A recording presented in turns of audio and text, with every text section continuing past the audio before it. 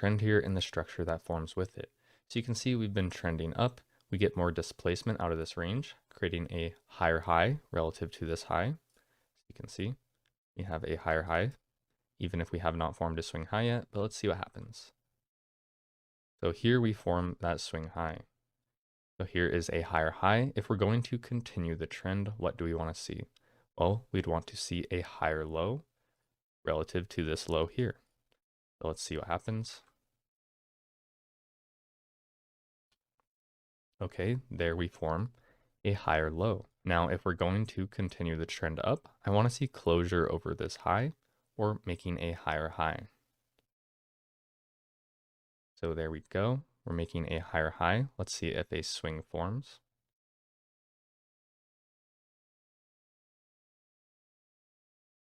And so now we have a higher high. So now if we're going to continue this trend up, what do we want to see? A higher low relative to this one.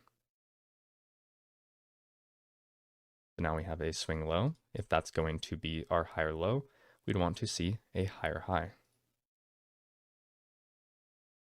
Now we make a higher high. Let's see if we get a swing.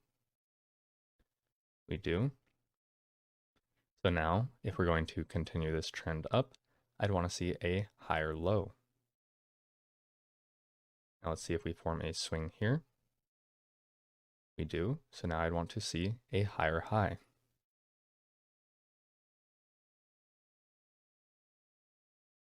And now we do. So you can see this is just basic trend. Higher highs and higher lows form an uptrend. Let's hop into an example of a bearish trend. You can see here we're getting aggressive displacement lower. So let's see what happens. So here we form a low. Now we want to see if we form a lower high. So we do form a lower high there. Now we're forming a lower low. We form a swing. Let's see if we form a lower high relative to this one. Looks like we may. If we form the swing, we do. Now we have a lower low. And we actually have a lower high here, but that's in a discount of this range. So now we want to see a lower high relative to this one. We've made a lower low.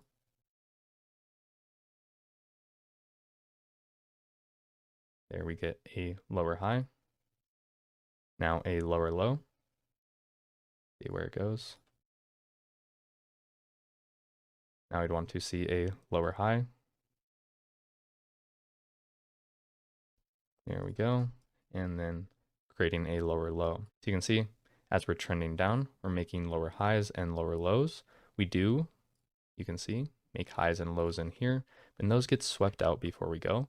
But you can see relative to this high here, it is still a lower high. Now, not all examples are going to be this clean, so let's hop into some price action and just practice. So let's take a look at this price action here and show how using structure, you can see when trends change.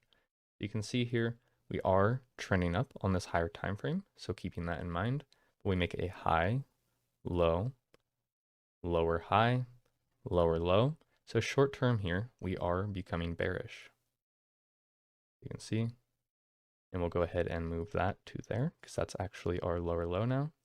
Now, if we're going to form a lower high, we have a fair value gap here. Let's see what happens. We do. So if this trend is going to continue lower here, we're expecting a lower low. Now we don't get a lower low. We actually end up getting a higher low. Now what do we notice?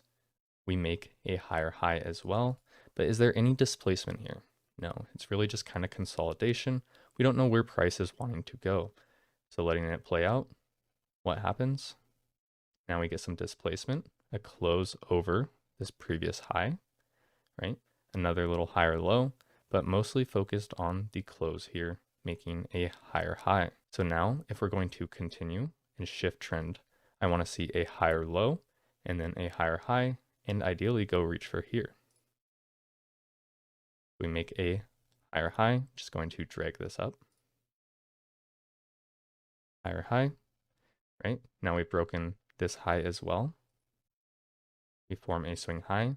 Now if we're going to form a swing low, We could form one right here. Ideally, I like to see discount, right? This is when I like to use discount and premium. But we do form a higher low right there, make a higher high.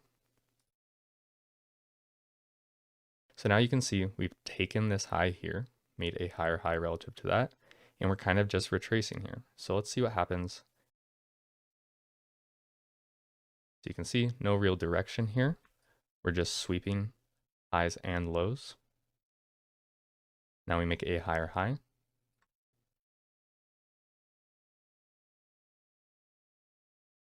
Making a higher high. Now we're making possibly a lower high if we don't sweep. We do sweep, higher high.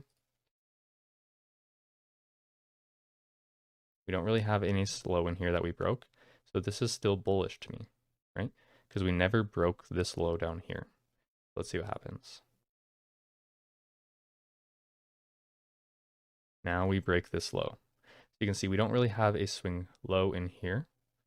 So once we break this low, now I'm thinking, okay, we can possibly shift to bearish.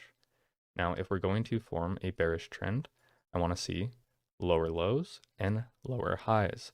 So I'd want to see a lower high put in to continue lower.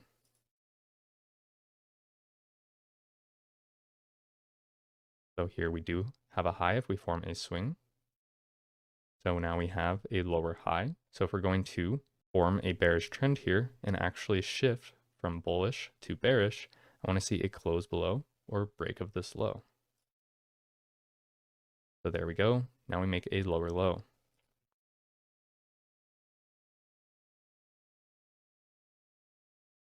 And there is our lower low. Now if we're going to continue bearish, we want to see what?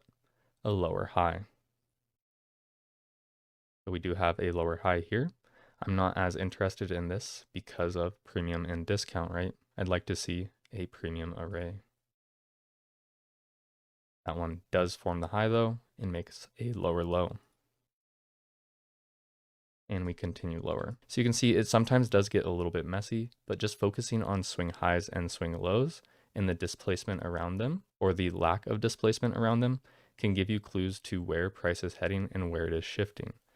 So just deleting this here, if we go back to where is our shift in structure or where is our actual change in trend? Now I'm not really interested in this right here, right? We do form a higher high, but we don't have a swing we break. So looking at this low here, this is where we shift trend, right? Because this is the low that made the new high before price came and broke it, right? So then if we rewind, so right here, this is where I'm thinking we can shift trend. However, we are also in a discount over here.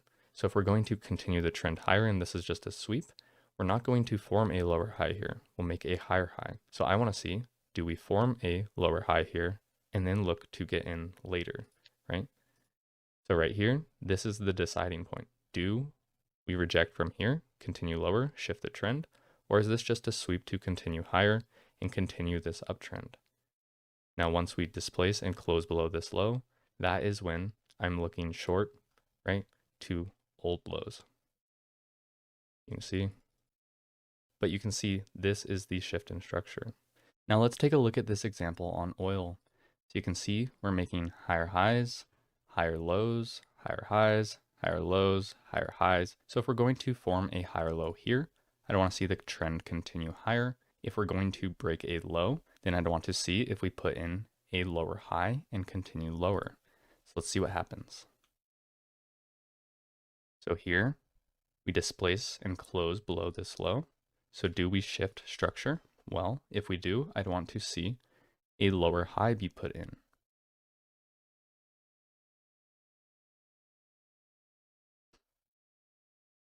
And here we put in a lower high.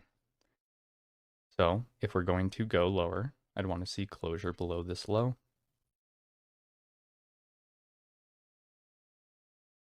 Now we just continue higher and end up taking this first high. So now why did that happen? Well, here we are on the 5-minute chart. Let's go ahead and zoom out to the hourly chart. Now this is what I talked about at the end of the PDF, where a lower time frame reversal or this lower time frame shift in structure is actually just a retracement to a higher time frame PD array, in this case an hourly fair value gap, to continue higher. So marking out that hourly fair value gap, going back to the 5-minute chart, you can see when we shift structure right here, this retracement is going to fail because it's going against the higher time frame. And so that's why it's a lot easier to go with the higher time frame and look to trade this out towards this high. Now, if you want to learn more about this, the best way to learn is to hop into your own charts and practice. That's the only way you'll truly understand it. Now, this is the foundation. In the next video, I will talk about advanced market structure. So I hope to